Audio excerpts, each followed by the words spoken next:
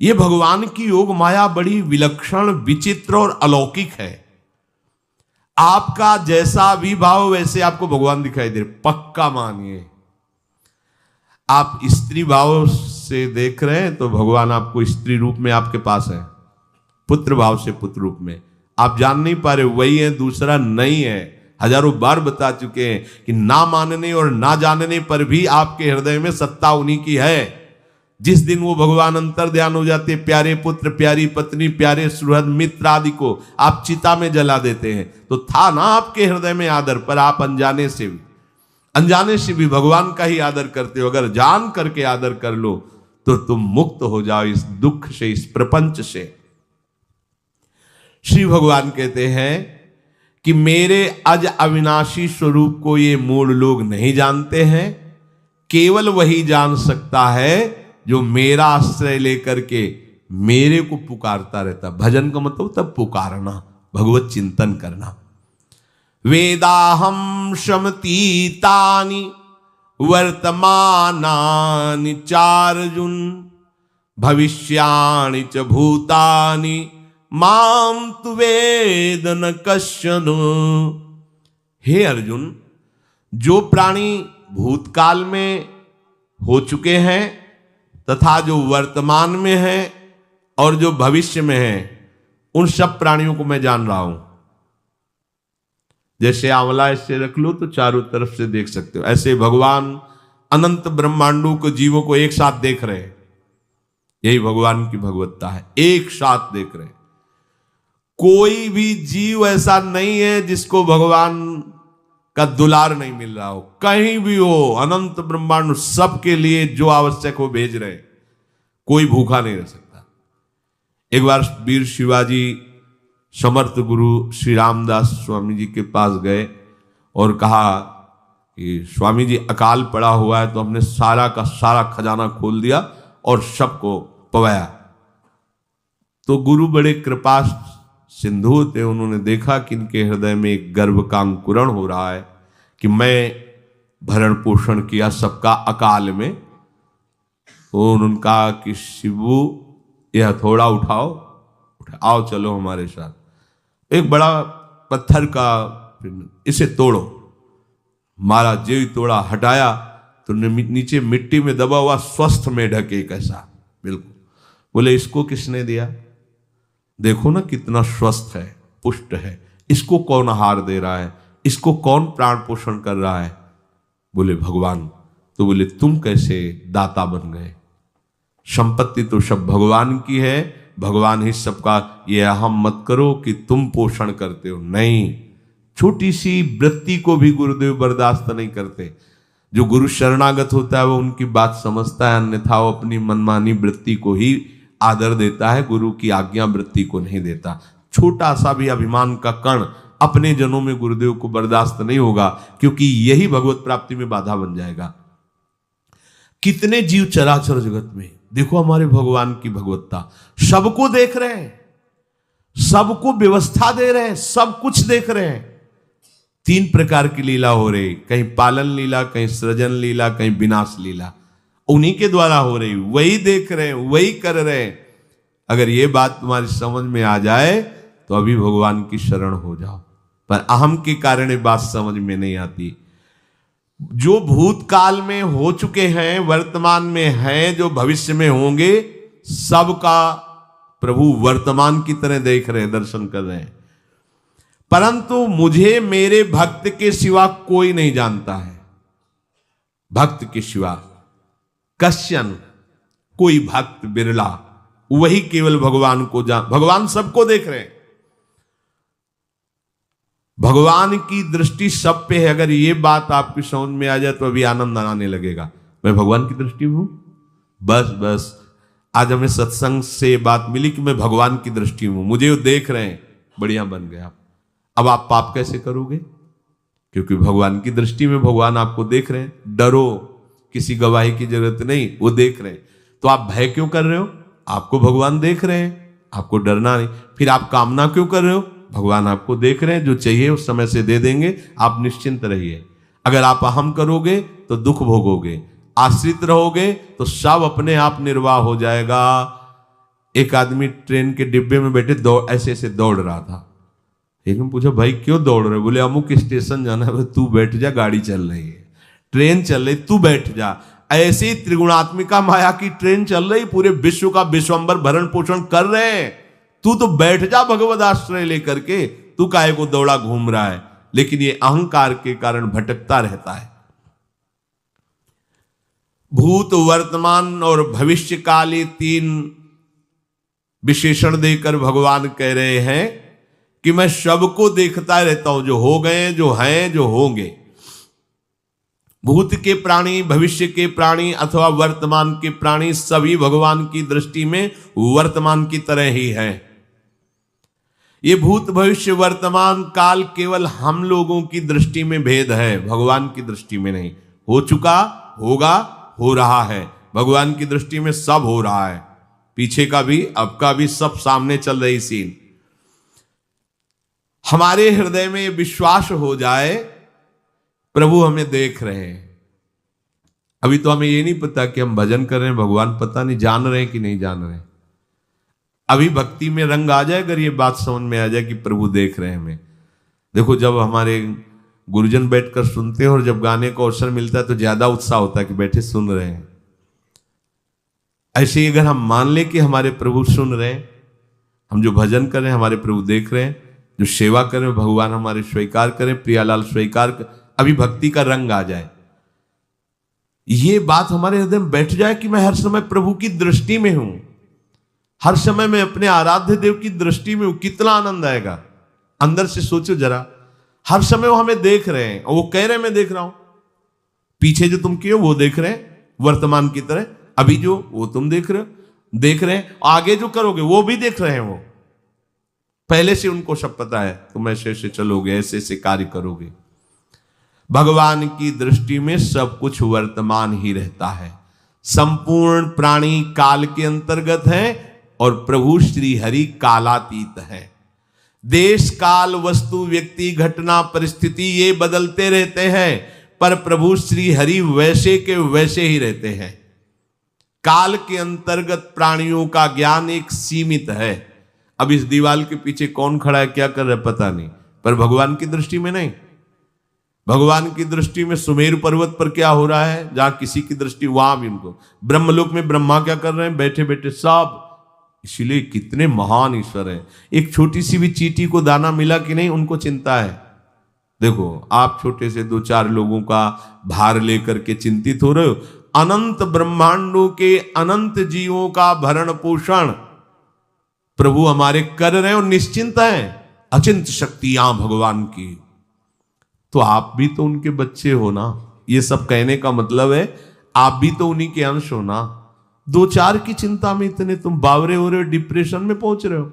2-4 कामनाओं के पीछे इतने, अनंत ब्रह्मांड तुम्हारा जो अंशी है, अनंत ब्रह्मांडों के अनंत जीवों का अनंत काल से भरण पोषण करता चला आ रहा है।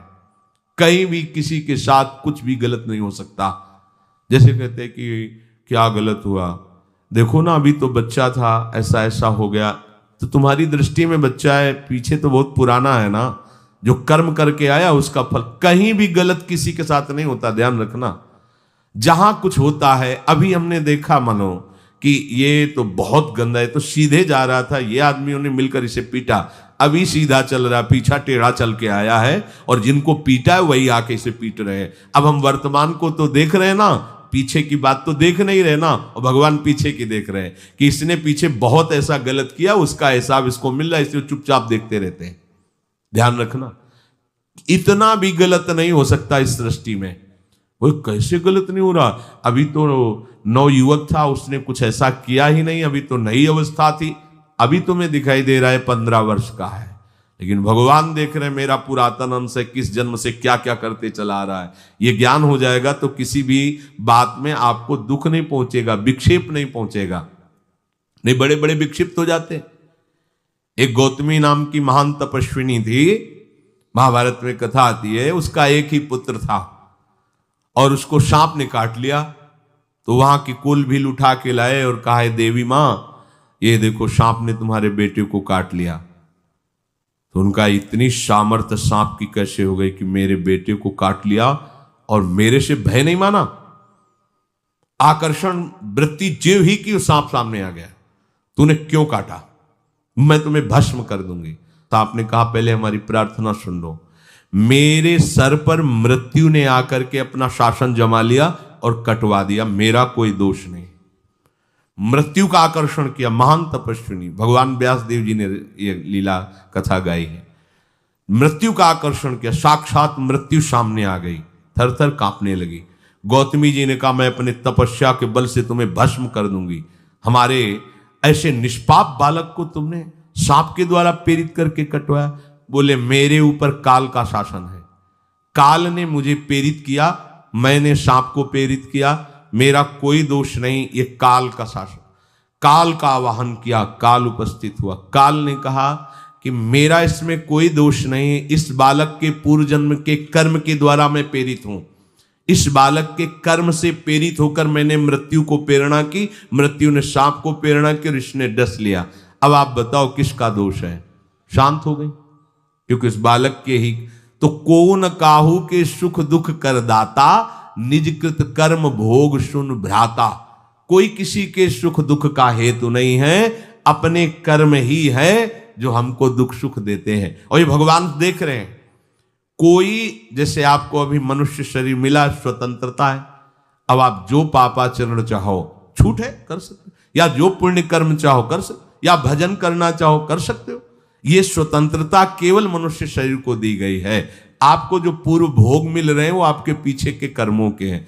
तो जो ज्ञानी जन होते हैं, विवेकी जन होते हैं, आए हुए प्रारब्ध को भोग लेते हैं, नया कोई पाप नहीं करते, निरंतर भजन करते रहते, भगवान की कृपा से मुक्त हो जाते। अगर भगवान की शरण में नहीं होगे, भजन नहीं करोगे, तो आपके ऊपर बहुत से ऋण है, दुर्गति हो जाएगी। ऐसा नहीं है। आप यहां भी तो देखो ना, आपके मकान, आपका व्यापार, सब कुछ आपका कहा जाता है, लेकिन सब कुछ सरकार का है। हर चीज का टैक्स देना पड़ेगा तुम्हें। पानी का भी टैक्स देना पड़ेगा, मकान का भी टैक्स देना पड़ेगा, और तुम भी जो करोगे वो पैसा दो सरकार को। टैक्स तुम ऐसे फ्री थोड़ी जा नहीं होता, देना पड़ता है ना। आप मान लो नौकरी कर रहे हो कि हवाई नौकरी करे, तो उसमें सरकारी टैक्स कटेगा आपका, क्योंकि आप सरकारी आदमी हो, भारत देश के वासी हो। ऐसे ही ये टैक्स लगे हुए हैं सरकारी भी, मातृ ऋण, पितृ ऋण, ऋषि ऋण, ये टैक्स है। ऐसा नहीं कि तुम कमाओ खाओ और इसके बाद मर के जाओ स्वर्ग मिलेगा। टैक्स चुकाओ। ये मनुष्य शरीर मिला, इन ऋणों से मुक्त हो। अगर नहीं हुए तो भी तुम्हें दुर्गति होगी। आप देखो, जब कभी ऐसी सूचना मिलती कि अमुक आदमी का अमुक धन पकड़ा गया, तो इनाम दिया जाता है क्या कि इतना कमा लिया? सजा दी जाती है। तुमने टैक्स की चोरी की, अगर चोरी नहीं की, मेहनत से कमाया या व्यापार से कमाया, दिया नहीं सरकार को, हाँ दिया नहीं, इसीलिए तुम्हें टैक्स की चोरी का दंड मिलेगा, सारा धन अपहृत हो जाएगा, तुम्हारी निंदा होगी, तुम्हें सजा मिलेगी। बोलो मिलती है नहीं?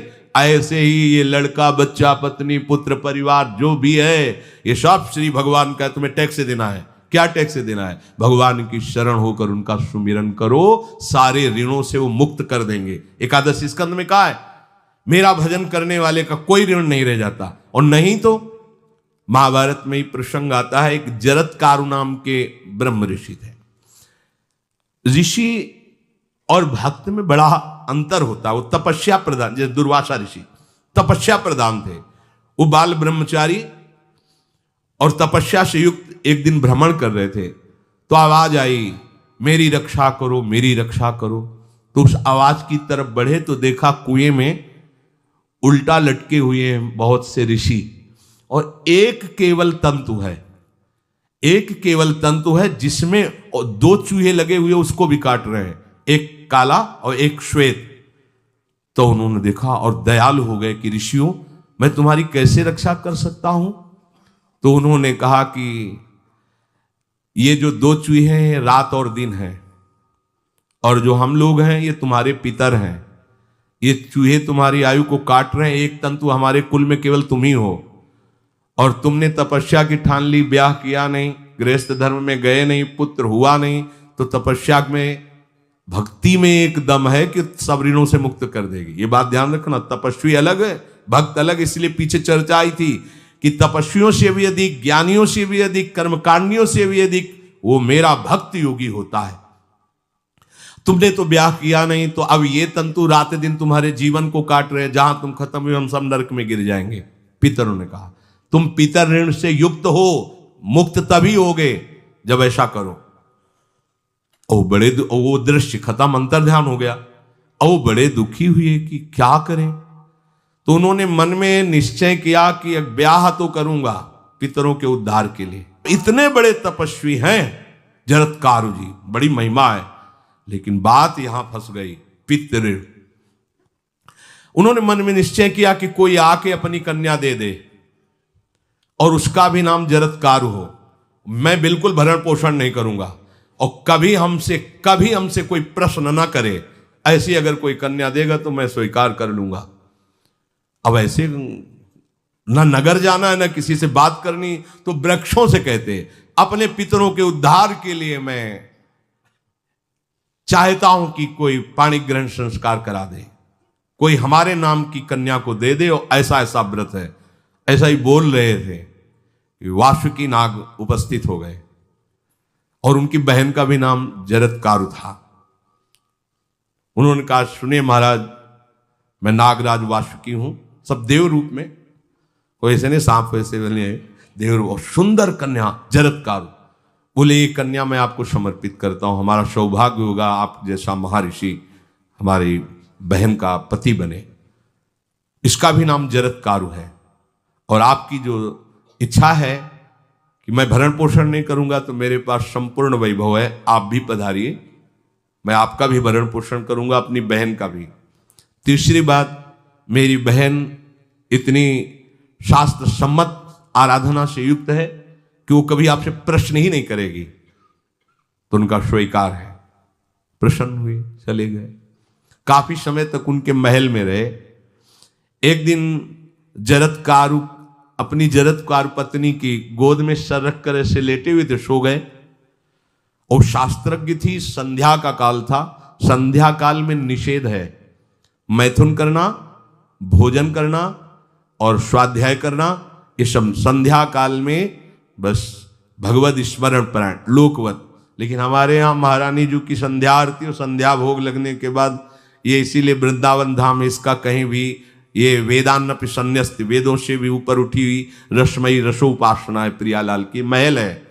ये जगत सिद्धांत नहीं है, ये जगदीश का भी सिद्धांत नहीं है, ये प्रेम सिद्धांत है। वृंदावन नित्य विहार रस है, इसलिए इसको बीच में बता देते हैं, कहेंगे दूसरे को तो, और यहाँ शाम के तो भोग ही लगता है, गान बजान होता है, बकाया सिद्धांत है। आंख मूंद करके या तो गायत्री जप या जो गुरु मंत्र चुपचाप शांत भाव से जपे, ऐसा। अब वो इस चिंता में थे कि मेरे पति का धर्म जा रहा है और मैंने आज तक कुछ बोला नहीं अपने पति से, अगर बोलती हूं तो हो सकता है ये नाराज हो जाए और छोड़कर चले जाए। अगर मुझे छोड़ देते हैं और इनका धर्म बचता है तो ये ठीक बात रहेगी। कितनी विवेकवान है। अगर ये सोते रह गए और सूर्य अस्ताचल को चले गए तो इनका धर्म लोप हो जाएगा, ये मैं होने नहीं दूंगी, अपने पति का धर्म लोप नहीं होने। और वो उस समय भी केवल एक लंगोटी लगा के रहते थे, अस्थिमात्र हो रहे शरीर। वहां भी ऐसा नहीं कि दूल्हा बन करके सज, नहीं, वैसे ही केवल पितरों की तृप्ति के लिए उन्होंने बात स्वीकार की थी। उन्होंने कहा महाराज उठिए, संध्या का समय है, शास्त्र निषेध करता है इस समय सोना नहीं चाहिए, नहीं आपके धर्म का लोप हो जाएगा। महाराज उठिए, सूर्य अस्ताचल को बस पहुंचने ही वाले हैं, उठिए। उठे एकदम लाल आंख करते हुए, तुमने हमें टोका कैसे, तुमने हमसे प्रश्न कैसे कर दिया, मैं अभी तुम्हारा त्याग करता हूं। बोले स्वीकार है, आपके धर्म का लोप ना हो। कहीं सूर्य अस्ताचल को चले गए, आपने अर्घ नहीं दिया तो जीवन भर की आपकी उपासना में कलंक लग जाएगा कि आपने संध्या काल में शयन करते हुए सूर्य आराधना नहीं की, आपके धर्म का लोप हो जाए। बड़ा सूक्ष्म धर्म का विषय। तो उनका सूर्य की ताकत कैसे कि मैं सोता रहूं और वो अस्ताचल को चले जाए, ये ऐसे महात्मा थे।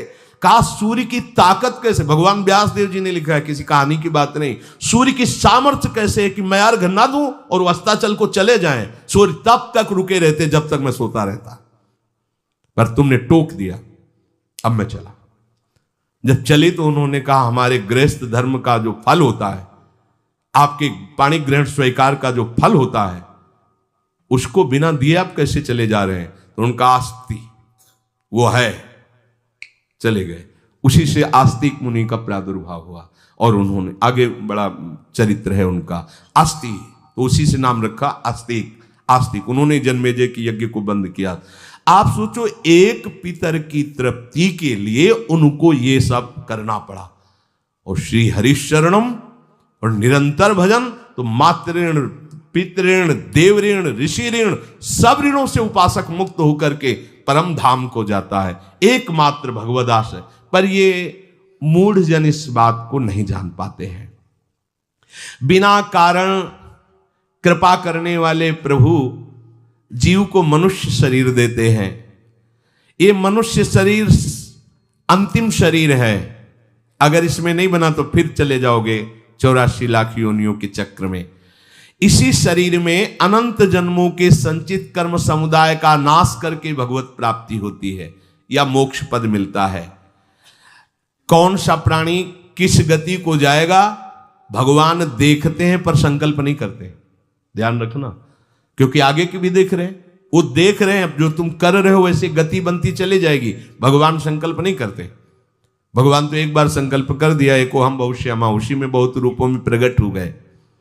अब तुम्हें संकल्प करना है कि इस जन्म में मुझे भगवत प्राप्ति करनी है। जो संत शास्त्र सदगुरुदेव कह रहे हैं ऐसा करो ऐसा ना करो, यदि आप इस भावना को स्वीकार करके आराधना करेंगे तो निश्चित निश्चित भगवत प्राप्ति इसी जन्म में हो जाएगी।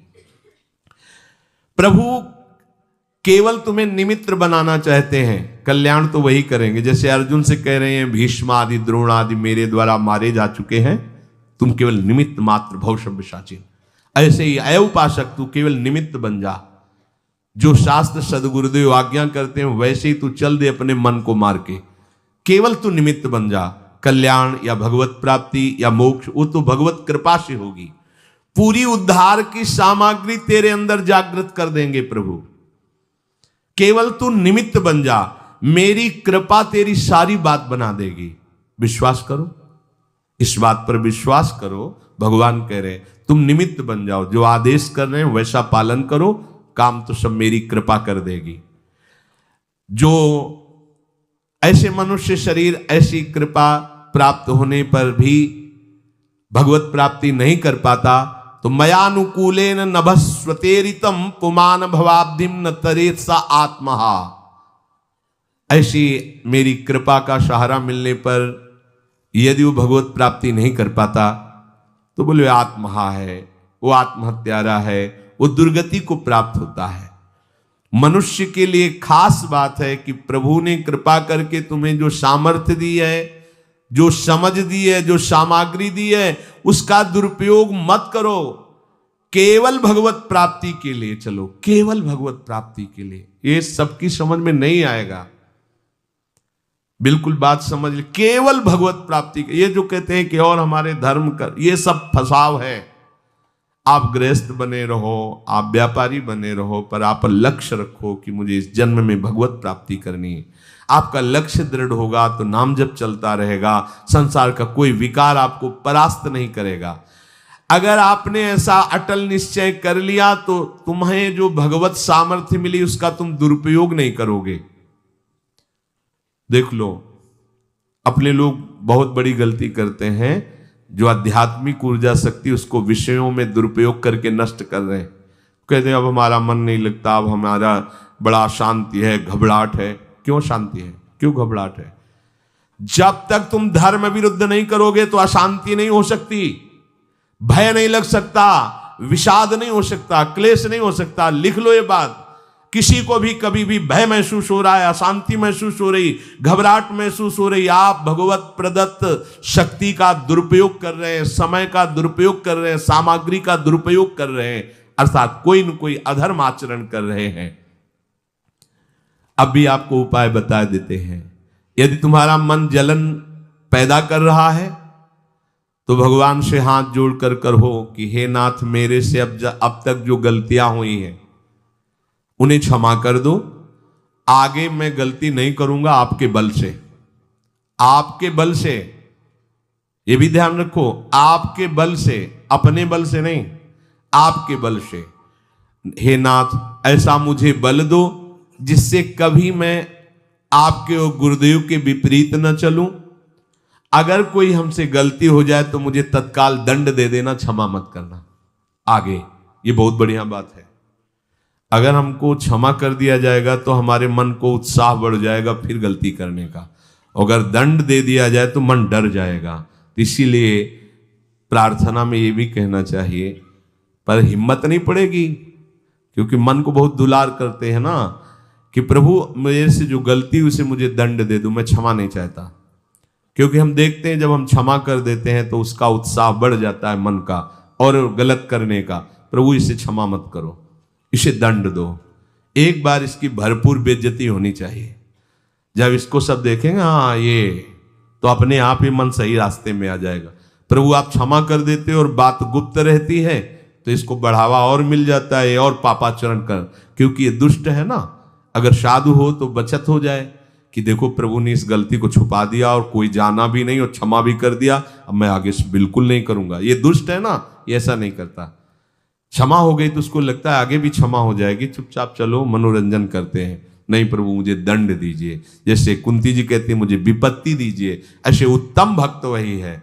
हे नाथ आज तक जो गलतियां हुई क्षमा कीजिए, आगे गलतियां नहीं होंगी, ये मैं आपके बल से कह रहा हूं। प्रभु यदि मेरे से चूक हो जाए तो आप क्षमा मत करना, मुझे दंड देना जिससे मेरा सुधार हो जाए, मैं आपके अनुकूल चलने लगूं। मनुष्य की असमर्थ दो तरह से होती है। एक असमर्थ कि वो कर ही नहीं सकता, जैसे किसी से कहा जाए कि तुम ये मकान उठा करके वहां रख दो तो कर ही नहीं सकता। ऐसी सामर्थ्य जो आप में करने के लिए भगवान कभी आदेश ही नहीं देंगे, ध्यान रखना। एक बात ध्यान दीजिए, कोई भी ऐसी भगवद आज्ञा या गुरु आज्ञा नहीं होती जो आप नहीं कर सकते। आप जो कर सकते हैं वही आज्ञा होती है। दूसरी असमर्थ ये होती है कि करना चाहता हूं, समय भी है, पर पता नहीं कोई अंदर से करने नहीं देता। भजन करना चाहता हूं, ब्रह्मचर्य से रहना चाहता हूं और अनुकूल कृपा भी है, सत्संग मिल रहा है, धाम वास सब, पर कोई हमारे ऊपर सवार हो जाता है और हमसे ऐसा करवा लेता है। यह है प्रमाद, यह है मूढ़ता, यह साधक को नष्ट कर देती है। दो प्रकार की असमर्थता की बात हुई। एक ये कि भाई हम असमर्थ हैं, कहा गया कि इस मकान को वहां उठा के रख दो, नहीं रख सकते, तो ऐसा आदेश ही भगवान और गुरुदेव का होता नहीं होगा। और अगर आदेश हो गया है तो आप उठा के देख लेना, आप उठा लोगे। अगर आपको यह ध्यान रहा कि गुरुदेव की आज्ञा है, हरि की आज्ञा है, हो जाएगा। हम कई बार आपको कहा है, अंगद को ऐसे मसल दें, ऐसे वीर थे रावण की सभा में, पर राम प्रताप सुमिरपन रोपा। इस सभा में कोई बड़ा वीर हो, मेरा पैर उठा दे, राम जी सीता जी हार जाएंगे, वापस चले जाएंगे। ये बात थर्रा देने वाली बात है। घबरा आराध्य देव और माता जानकी दोनों को दांव में लगा दिया, उठा दे कोई पैर, पर उनको भरोसा था कि मैं राम के बल पे कह रहा हूं। राम बल आकर के विराजमान हो गया, कोई नहीं उठा पाया। आखिरी में रावण झुका, मेरे झुकने से, मेरे सामने झुकने से तेरी बात नहीं, तो जो बार बार जिनको मनुष्य कह रहा है उनके चरणों में जा, मैं उनका एक तुच्छ दास हूं। यदि आदेश हो जाए तो घूंसा से सबको मार करके तेरी पत्नियों को बंदी बनाकर और तुझे अभी राम जी के सामने डाल दूं। ये अंगद नहीं बोल रहे थे, ये राम प्रताप बोल रहा था। ऐसे ही यदि आपको आदेश कोई शास्त्र का या गुरु का है तो आप अक्षरशः समझ लीजिए उसमें उनका बल भी है, पर हम लोग उस बल का तिरस्कार कर देते हैं। थोड़ी सी मन की डालकर उसको हल्का किया तो वो बल वापस हो गया। सीधे जो बात मानी जाती है उसमें उनकी कृपा शक्ति होती है, और जो अपनी मन की लगा की जाती है वो साधन होता है। कृपा शक्ति और साधन में अंतर होता है। तो जो हम कर सकते हैं, आदेश है, हम करना भी चाहते हैं और नहीं करते हैं, इसका हमारे अंदर प्रमाद का राज्य है। प्रमाद। लोग कहते हैं कि पता नहीं कोई हमारे दिमाग में आके कर जाता है। हाँ, भूत आता है, भूत। अब ऐसे लोगों को बावरा कहते हैं। अब इनको ऐसी जगह पहुंच जाए जहां सही निर्णय नहीं होता और ये कर देना वो कर देंगे। उनको लगता है कोई है, बोले है ऊपरी चक्कर है, अल्ले ऊपरी चक्कर हो, घूम रहे हो पागल बने ऊपरी चक्कर। कुछ नहीं, ऊपरी चक्कर नहीं, भीतरी चक्कर है। ये भीतर का तुम्हारा वासनात्मक प्रपंच ही तुम्हें नचा रहा है। विवेक का जागरण करो। किसी की अरे प्यारे तुम हरि के अंश हो। स्मशान में रात्रियां व्यतीत हुई, स्मशान में गंगा के किनारे भूतों के बीच में, कोई भी नहीं, कुछ नहीं। सीम की चाप सके को तासु बड़ रखवार रमापति जासु। अकेले, न युवक अवस्था, कोई साथ देने वाला नहीं, अंधेरा, कोई टार्च नहीं, कोई व्यवस्था नहीं। हर समय एक अपार आनंद, भगवदा आनंद। कोई भय छू सकता है? हर समय हरि की दृष्टि में आप रहते हैं। आप भी ये प्रमाद मत कीजिए। ये प्रमाद है और कुछ नहीं है जो आप आचरण विरुद्ध कर देते हैं। अब क्या होता है, वो समझ पाता नहीं, उसके पीछे कर्म परंपरा लग जाती है। फिर वो हार जाता है कि मेरे से भजन वजन नहीं होने वाला, संयम से नहीं चलने वाला। अब वो योनि पर योनि प्राप्त करता चला जाए, ये योनि यो योनि। भगवान के स्वभाव को समझो और उनके आश्रित हो जाओ। कोटि विप्र बदल आ गए जाहू, आए सरन तजो नहीं ताहू। जो नर होए चराचर द्रोही, आवे सभय सरन तक मोही। तो तज छल कपट मोह मद माना, करूं शब्द ते साधु समाना। एक बार जीवन को प्रभु के चरणों में अर्पित कर दो, बस प्रभु सब संभाल लेंगे अपने बल से। अपने बल से संभालने का तात्पर्य है आप उनकी आज्ञा पालन का प्रयत्न करो। प्रयत्न की सफलता प्रभु के द्वारा होती है। जब हम प्रयास करते हैं ना, तो प्रभु हमें आगे से आगे रास्ता देते चले जाते हैं। और ये जन्म भगवत प्राप्ति होनी ही चाहिए। अब इसके नीचे सौदा मत कर लेना। प्रभु से मिलने के सिवा और कहीं सौदा न कर लेना, क्योंकि आपके पास धन है। ठग लोग आएंगे आपको ठगने के लिए। ये भोग भोग लो, ये भोग भोग लो। कैसे बताएं? यदि तुम भगवत आश्रित हृदय से हो जाओ तो स्वप्न में भी तुम्हें डिगने नहीं देंगे। एक बार किसी उपासक ने अपना अनुभव बताया कि स्वप्न में उसके सामने कई भोग सामग्रियां से भरा हुआ मकान, सब व्यवस्था, वो एक बहुत सुंदर तरुणी, बस हमने आपको पसंद कर लिया। ये स्वप्न की बात, हमने आपको पसंद कर लिया, हम जिसकी खोज में थी वो आप हमें मिल गई, बस अब तो हमारे जीवन धन आप ही हो। वो सुनने लगा, मतलब उसको अच्छा लगने लगा ये बात सुनने में। इतने में ही एक देवी प्रकट हुई, इतना सुंदर रूप कि करुणा बरस रही थी उस रूप से, और स्पष्ट कहती ये छल है, ये कपट है, झुकना मत, देखना मत, इसकी सुनना मत। यदि सुन लिया और इसके प्रलोभन में झुक गए और इसको देख लिया तो तुम चले जाओगे, तुम्हारा आंख खुल गई। बड़ा आनंद हुआ उस उपासक को कि स्वप्न में भी आश्रयदाता उसको डिगने नहीं देते। स्वप्न में भी, ये बात समझ लो, स्वप्न में भी भय आने नहीं, स्वप्न ही था। हो सकता था स्वीकृति उस उपासक के हृदय की हो जाती, लेकिन जगने पर हाहाकार मच जाता कि कैसे स्वीकृति हो गई। पर देखो, जिसका आश्रय लिए वो उससे सुंदर रूप लेकर खड़ा हो गया और समझा रहा है छल है, कपट है, झुकना मत, देखना मत। आप तो केवल आश्रित होके तो देखिए, जागते हुए, सोते हुए, स्वप्न में, ये तुम्हारी अवस्थाएं, प्रभु की नहीं है। वो तुम उन्हीं की गोद में जग रहे हो, उन्हीं की गोद में सो रहे हो, उन्हीं की गोद में शयन कर रहे हो। एकमात्र प्रभु का आश्रय लेकर निरंतर भजन करते हुए इस जन्म में केवल भगवत प्राप्ति, अन्य सौदे में हमें फंसना नहीं है। बहुत से प्रलोभन आएंगे कि ये फ्री ले लो, फ्री भोग लो, कोई नहीं जानेगा। आपको सौदा नहीं करना अपने हरि आश्रित बल का, आपको उससे केवल हरि की प्राप्ति करनी। प्रलोभन आएगा, ध्यान रखना, भय आएगा। हे भगवान, आज तक जो भजन किया है इस भय को हटा दीजिए, क्योंकि इज्जत चली जाएगी, सब लोग थू थू करेंगे, मेरे से बहुत गलती हो गई, हटा दीजिए।